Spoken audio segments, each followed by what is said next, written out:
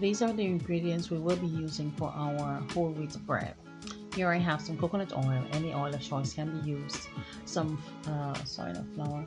Oh yes, flour, and then I have sugar and salt. And then here I have the whole wheat flour, and I have here my chia flax blend or flax chia blend, and I have here some warm water. I will be using yeast, but I actually forgot to show it in this clip. So these are the ingredients. Let's move on. I'm using my stand mixer today. So to my stand mixer, I'm going to start off by sifting the flour. So I did sift it before, but I'm going to sift it again, sorry, so that more air can be incorporated into the flour, which basically gives you a nice and soft textured bread. So once I would have finished with the regular or plain flour, I'm adding in the whole wheat flour and do the same. I will leave a link in the description box below with all of the ingredients and the amount that I used. Also, comment below, let me know how you make your whole wheat bread. I prefer to add a little bit more white flour than whole wheat. Alright, so next I'm moving on to add in the other ingredients that I did mention before. Of course, you can add things like butter and milk, but I'm not using any of that today. I'm keeping it very simple. Once I've added all of the ingredients or the dry ingredients together, I'm just going to go ahead and mix it for a few seconds until everything is combined together. Once that is done, I'm next going to add in my fat, which is the coconut oil.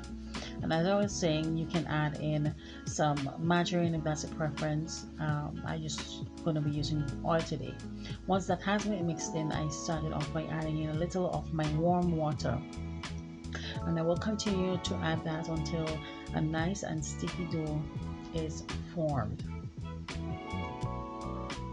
Don't forget to comment below, let us know how you make your whole wheat bread. So once everything has been mixed together, I will allow it to knead for roughly 8 minutes, and once that is done, I will come back to show you the next step.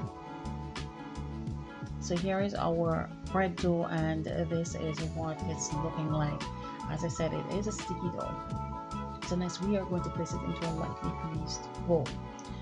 So guys, I actually put a little bit too much oil here, and I did remove some. I was like, why did I even do that? But my hand just missed, and I put in a little too much of the oil in there. So I did remove, sorry guys, I did remove some.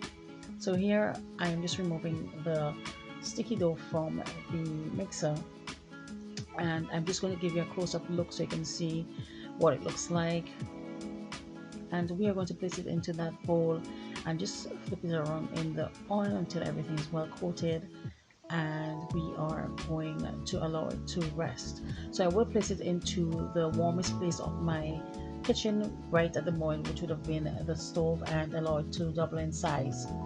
And as you see here, it has doubled in size. I'm just going to press my hand down the middle to help inflate it, and next we are going to put it back into our mixer to knead for a further 3 minutes. So once that is done, we are going to place it onto a lightly floured counter space or surface, and I just added a little bit of flour on top and give it a quick knead. And next we are going to cut it into 2 even halves.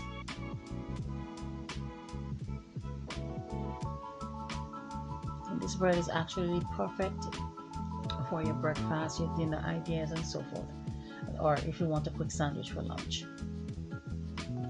So once I've done that, I'm going to move on to making my bread, and you know my preferred way of making or forming my breads.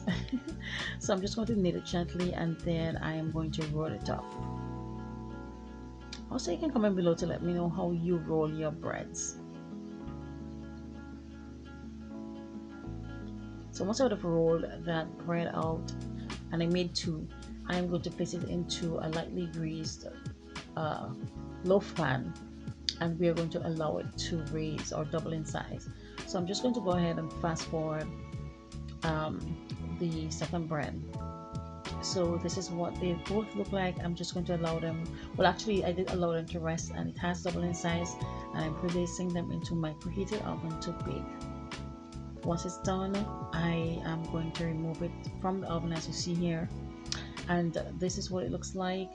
The camera is not doing it justice, y'all. But we are going to allow it to rest in the pan for roughly 10 minutes and allow it to cool completely before cutting into it.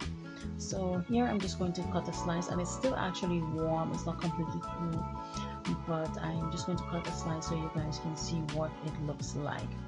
So here it is. As you can see, it's nice, it's soft, and it's delicious, y'all. I'm just going to break it so that you can see. Yeah, so it's perfect. You can have that with cheese, you can have it with any paste that you like, and it's perfect for your dinner and breakfast ideas. I really do hope you would have enjoyed today's video. Don't forget to comment, let me know what you think. We are always looking forward to your comments, and until the next time, we will see you in our next video. Bye.